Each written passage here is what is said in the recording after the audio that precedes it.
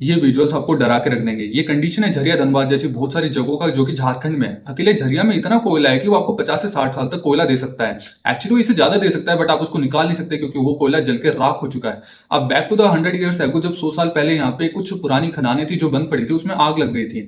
जैसी आग लगी, ये आग चलती गई और 100 साल तक ये आग जल रही है, क्योंकि कोयला बहुत ज्यादा है। जमीन के नीचे इतना ज्यादा कोयला है कि वो कभी आग रुक ही नहीं सकते हो, ना आप उसको कभी रोक सकते हो। और ये मैं नहीं कह रहा, ये धनबाद के लोग कह रहे, झरिया के लोग कह रहे, जहाँ की कंडीशन आपको दिखती है कि जमीन में से कैसे वो आग निकल रही है, उसको कोई कंट्रोल नहीं कर सकता। इन्होंने झरिया के लोगों की लाइफ को एकदम बद से बदतर बना दिया है। फिर कल को अगर ये लोग नक्सली बन जाएंगे ना, तब आप मत कहना कि ये देश के गद्दार, क्योंकि उनको देश के गद्दार बनाने में आपका ही हाथ है। दूसरी बात, झरिया की प्रॉब्लम क्या है, यहाँ के नीचे की जमीनें तो धंसती हैं, आग से लोगों को रिलोकेट भी किया जाता है, बट इसके नीचे का जो कोयला है जो कभी रुकता नहीं है, वो गैप लाता है। मान लो जो नीचे का कोयला जो जल चुका है, जला हुआ कोयला वहां पे गैप बनाएगा, जिससे जमीन नीचे धंस जाएगी, लोग के घर नीचे धंस जाएंगे। तो एक ऐसा लगेगा कि जैसे कोई भूकंप आया है, नीचे जमीन धंसती जा रही है।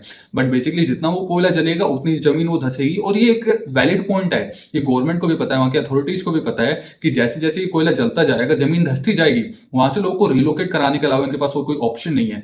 झरिया इंडिया की लाइफलाइन है, क्योंकि वहां पे बहुत ज्यादा कोयला निकलता है। बट यही नर्क है धनबाद और झरिया के लोगों के लिए। वहां पे जो बच्चा पैदा होता है उसके लिए कोई लाइफ सिक्योर नहीं होती, क्योंकि उसको ये नहीं पता कि मेरा घर जो आज है, कल वो जमीन के ऊपर रहेगा या जमीन के नीचे रहेगा।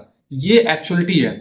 आपको लगता है कि झरिया धनबाद आपके लिए रिसोर्सेज हैं, बट वो नर्क है उन लोगों के लिए जो वहां पे रहते हैं। क्योंकि जिनका घर जिनसे दब जाता है, जिनके पास रहने का कोई साधन नहीं है, जो रीलोकेट नहीं कर पाते, जो कम पैसे कमाते हैं, जो अमीर लोग हैं वो रिलोकेट कर सकते हैं, बट जो कम पैसे कमाते हैं, जो एक मजदूर वर्ग है, वो कभी रिलोकेट नहीं कर पाता। अगर वो रिलोकेट करेगा तो किसी झुग्गड़ झोपड़ियों में करेगा, जो कि आपके ही देश के लिए बुरा है, जिसको आप इलीगल इंक्रोचमेंट बुलाते हो। जय हिंद, जय भारत।